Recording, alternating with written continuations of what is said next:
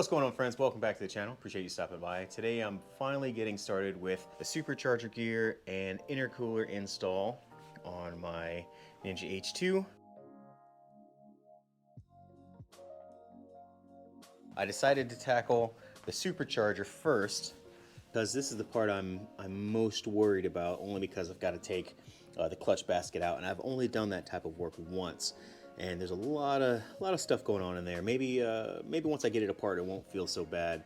Before I can do all that, I've got to drain the oil, and I've got to get all the fairings off, get the fuel tank off, and get a couple components underneath here off, because I've got to take this chain tensioner out, and it'll be easier once these components are already moved. And since I got to take them out anyway, I figured I might as well do it now. So first things first, just got to take everything apart.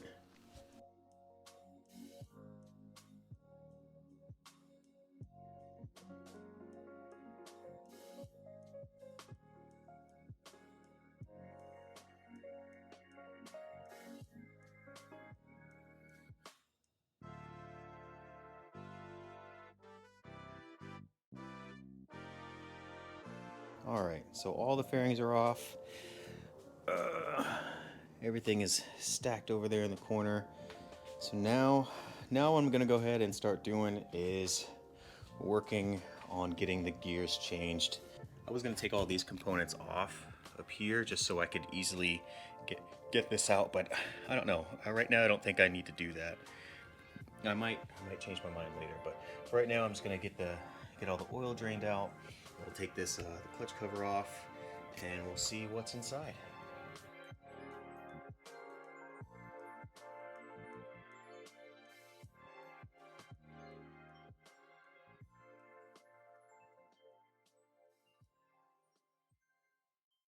Yeah, there's a lot of stuff in there. Well, anyways, we're gonna have to take all of this out. As you can see, like right back here, that's one of the supercharger gears, and the other one is kind of up in this area. But there's quite a few things back there that we'll have to get out. So I'm gonna go ahead and start taking the clutch out. That's the part that worries me the most. Everything's got to go back together like exactly the way that it came out. So I'm gonna take my time here and make sure I get it right. All right, so we got the cover off. Before I start unloosening anything, I decided to put some saran wrap down here at the bottom. Last thing I want is for any little bolt or nut or anything to fall inside the pan. Even though I could probably fish it out with a magnet, I'd like to avoid doing that. So I got some saran wrap down here just to cover the hole. You could use rags if you wanted to, but I prefer saran wrap. I don't want any like little fibers or strings getting in there either, so saran wrap works good. First thing we got to do is get these 3 bolts out. That's the clutch springs. Make sure you do like a quarter turn or a turn at a time. You want it to come out as evenly as you can, otherwise this plate could get bent and you don't really want that. One thing I am kind of worried about is that there is a special tool to hold the basket in place while you take the center nut out, which we'll see here in a minute.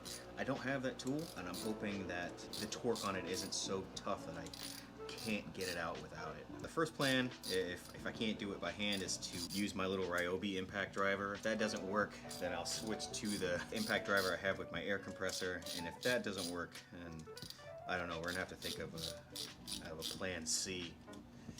But I'm pretty sure either of those plans will work. I don't think one of those is gonna work. We'll figure it out. We'll figure it out when we get there. There we go. Cool. Alright, pulling everything out nice and slow. Alright, cool. So there are the springs. Alright, now for the tricky part. Alright, so I think this is what they call the pressure plate. This should slide out. As you can tell, the plates behind it are already they're already wanting to come out. Alright, so what I'm going to do, just to make sure that I can get them back in the same order, is I'm going to slide this out and put it face down. So this will be the bottom, and then everything else will come down and lay on top of it. Because otherwise, like, I don't want to accidentally get the order confused. Man, that would suck. I'm pretty sure I could figure it out and put it back the right way, but I don't really want to. I don't want to have to deal with that, so I'm going to take them out one at a time.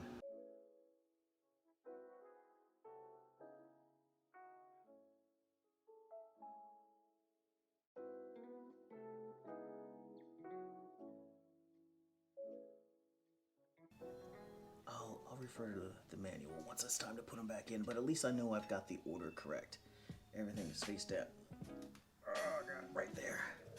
And that's what the basket looks like inside. I wasn't recording just now, but there's a little, there is a bearing and a washer and like a, I don't even call it, it's like a plug that fits in there.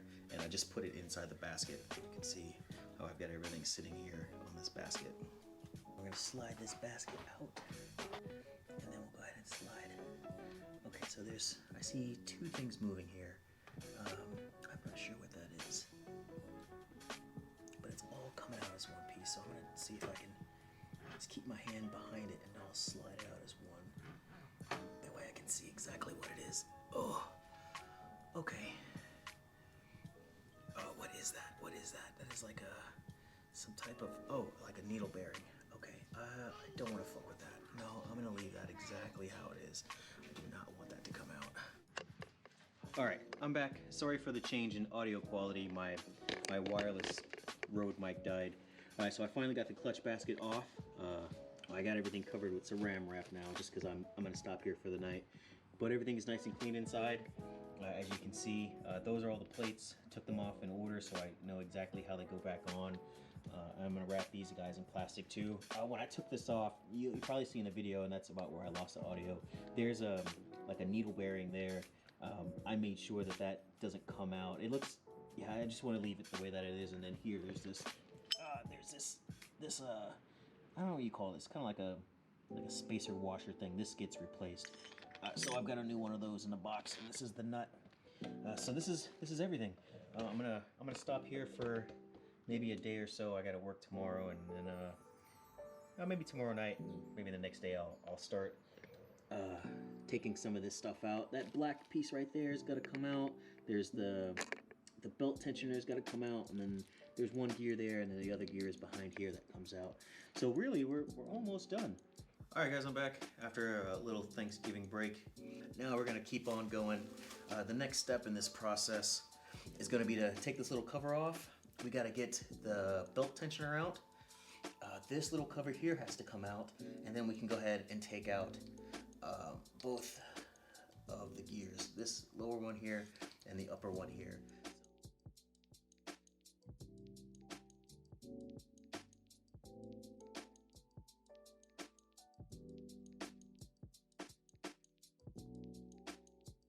Go ahead, got the bolts out, so now we just gotta shimmy this plate off. It might take a little bit, but that's the plate right there. Make sure when you put this back on, I think this O-ring has to be replaced. The O-ring that's in there. Cool. So that's the top gear right there. Really awesome. All right, next thing on the list to take off is this chain guide right here. You can see it. It's a little. Right here, looks like there's two bolts holding these on. It doesn't look like there's anything behind it, but according to the shop manual, there's like these little sleeves. So make sure when you take it off, well, at least I'm gonna be very careful not to drop those. I don't want to drop anything in the engine. So we're gonna take it off nice and slow. Yeah, see, there you go. See, there's that little sleeve I was talking about that's there. That helps guide and keep this in place. So yeah, make sure when you're taking that off, you be careful not to let that fall out. That might be a good idea to leave it on there. That way they all come together out as one piece. All right, nice and easy, nice and easy. Nice and easy. Ooh, okay, let's see. Something's up, something's up. It's not coming out easy. It kind of looks like this is in the way a little bit, like I gotta turn it. Yeah, there we go.